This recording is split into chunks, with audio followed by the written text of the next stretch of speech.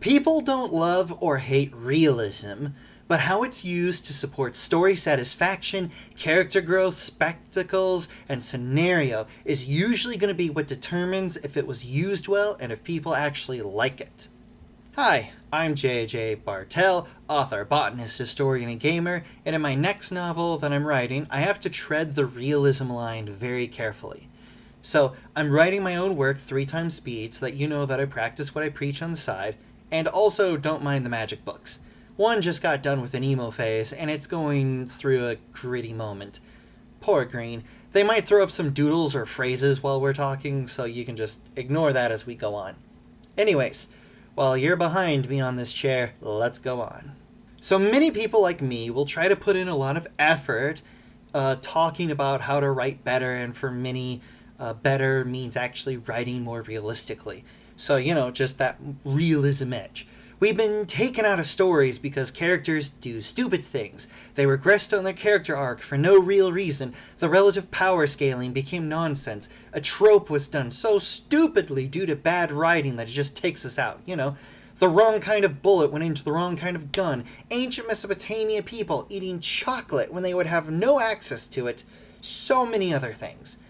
Yet, matters like folklore, fairy tales, cryptids, your mom jokes, they're usually better the less realistic they are. Adding realistic character arcs would corrode a moral in a folklore story. The power scaling is inherently nonsense in a lot of fairy tales, and they are foundational to many tropes, and they're beloved in both their sincerity and their parody. The point is that when most stories and people compliment a story's realism, they tend to be referring to how the work uses realism to support story satisfaction, character growth, spectacle, and scenario. The fastest way to understand how to use realism well, I think, is to understand how it breaks. The thing is that realism can be pretty difficult, tricky for some people to get a feel for how much or how little to use. But if you understand how it breaks, I find that if you get a feel for when it breaks, you have a much easier time figuring out how to do it right. So, let's start with realism, okay? And in all the books that I've read and written, I can, off the top of my guts, say that doing realism halfway, armchair expert quandaries, and rank order importance are the big ones that most people fail at. Let's start with realism done incompletely. So, if you have a fantasy where it's more of a hard magic system, where eating X amount of raspberries allows you to heal a finger-sized tumor, readers will expect that concept going forward. They'll keep it in mind, and feel like holding on to that factoid will make their story experience better. So if you suddenly show your character unable to heal a tumor when there's a massive raspberry patch outside, or suddenly starving, then able to bring a person, more tumor than human back from the dead, no raspberries, it's gonna break the immersion. They will feel like they were betrayed by the author because learning about your world was worthless. That is the end result of halfway doing realism.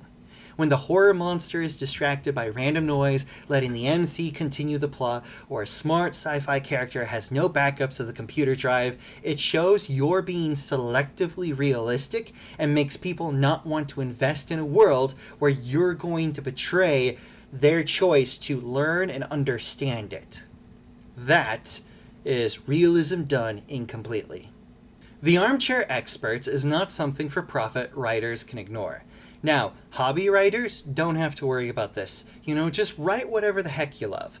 If your writing is for a for-profit work, if you want to cash this check in, you have to understand that it's not just casual readers that's going to get a Victorian-era zombie story. People who get degrees, who read book after book about the Victorian era, may be interested and purchase your work. And it's not just profs in their universities bored out of their mind on their way to work. Do not underestimate the intellect of a child with a lot of free time to read. They will be smart. And while most readers understand they are reading a work of fiction and willing to let some things go, you can't give Victorian England cell phones as we understand it in the modern period. brutalist architecture did not exist for at least 150 years after the period.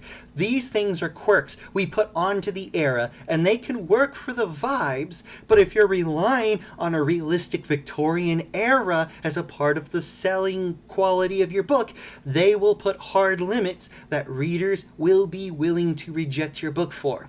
If your work is too inconsistent with characters, setting, genre, and the people who buy your books will not like your books. If it requires a technological, cultural, or religious revolution or de-evolution to happen, if whatever you put in your world requires that technological evolution, de-evolution to happen, it's a good rule to maybe consider toning things down or using a different angle to introduce it. Maybe in the Victorian era, you don't have cell phones, but maybe you have zombie birds that fly faster. I don't know. Maybe you don't have brutalist architecture, but maybe after, 20 years of zombie apocalypse, the appeal of having bigger and larger walls made of cheap material is more and more appealing than ever before, especially in front of the rich. Because, I don't know, like we hate the poor or something. It's Victorian England. That just makes sense. The third big reason why realism often does not work is that it breaks rank order importance. In most books, people don't go to the bathroom. In Lord of the Rings, the hobbits don't mention a bathroom stop in the entire series. Well, last I remember reading it anyways.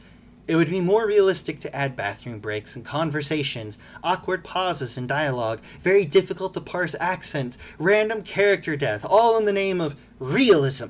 Game of Thrones prided itself for having more random character deaths, and most people hated that series finale. It was so bad, it tainted every season before it. We might never see the book series finale because the HBO series ended in such a sour note.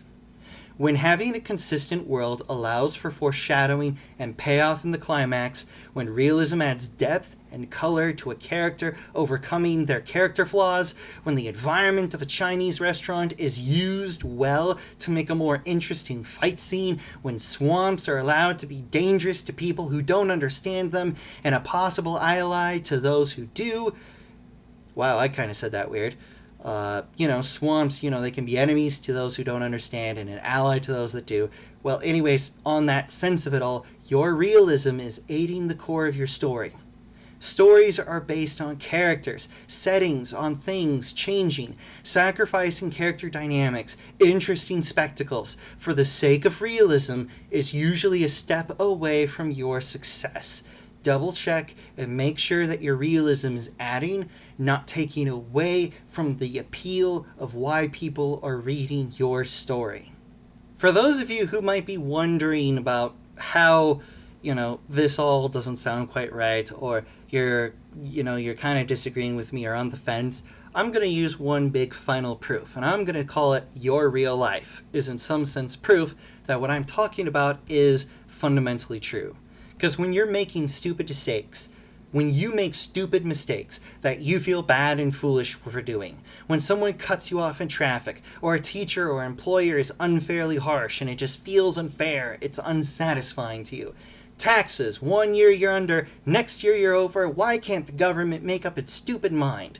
When reality is inconsistent, it feels jarring. That's the first thing I talked about.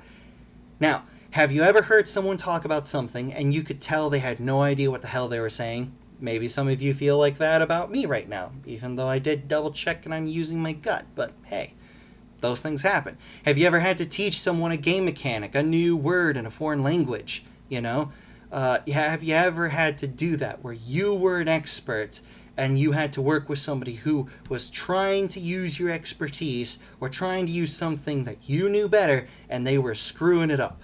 That's the armchair experience. You usually have one of those by the time you turn 20. Now, ever heard someone tune out news for a better living experience? Ever heard someone, just recheck their priorities? Ever obsessed about a minor point, like a fence designed in a book so hard that it ruined the book for you?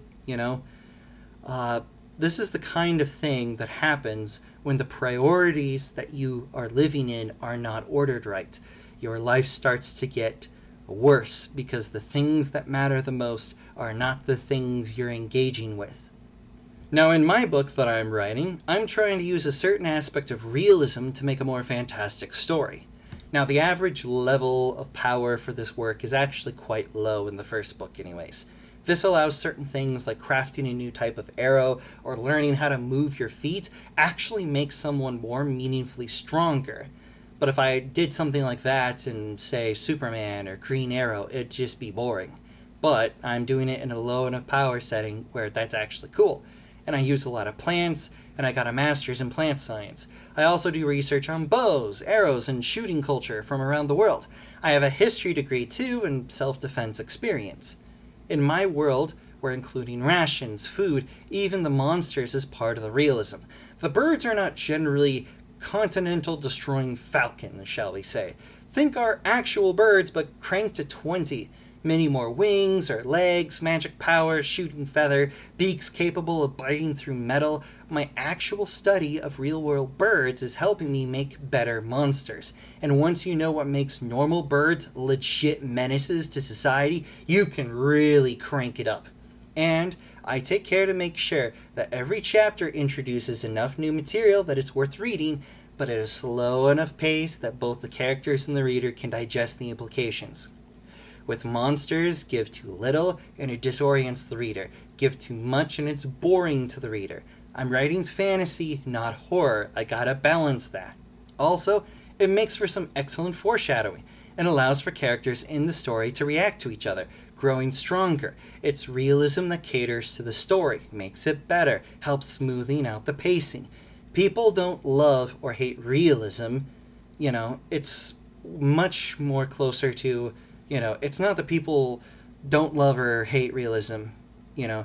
It's the real question of how is it being used to bring the scenario up? How is it used to elevate the scenario? That's what determines if it's being used well. I am using Lord of the Rings, Game of Thrones HBO show, and years of reading tons of stories as my sources for this video. So check out the links in the description below to purchase current and future works of mine. And whether it's your writing or your own life, write a story, one gritty detail at a time.